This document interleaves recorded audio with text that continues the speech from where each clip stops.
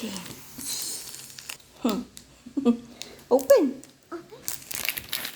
Dalawa siya actually. Ito pa isa. Ang tawag dyan ay, anong tawag dyan, Blue? Quiet book. Quiet book. Dito na.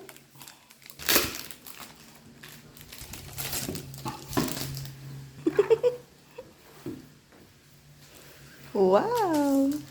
So, ang gagawin mo dyan, so, ito yung characters mo. Ito yung characters, diba? Tapos, ito yung mga gamit sa bahay. Ang gagawin mo dyan, ito, dito mo sila ilalagay. So, ito yung ito yung scene, yung bahay. So, ito bedroom. So, that's the bedroom. Tapos, ito yung parang closet niya. Tapos, dito, sa pangatlo, yan yung dining. So, ito yung mga magnetic na items. So, pwede mo siyang alisin, tsaka i-replace. Okay.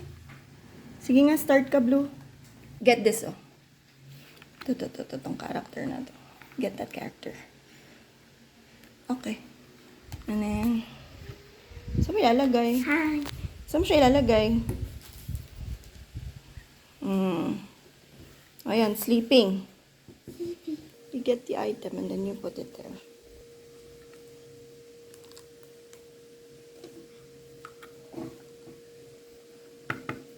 Ito yung gagayahin mo. So, ayan. Yeah. Diba?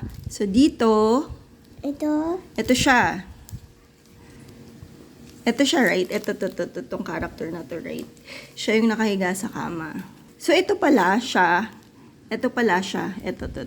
Ito siya, oh. Right? Ito siya. Ito siya. So, ganun.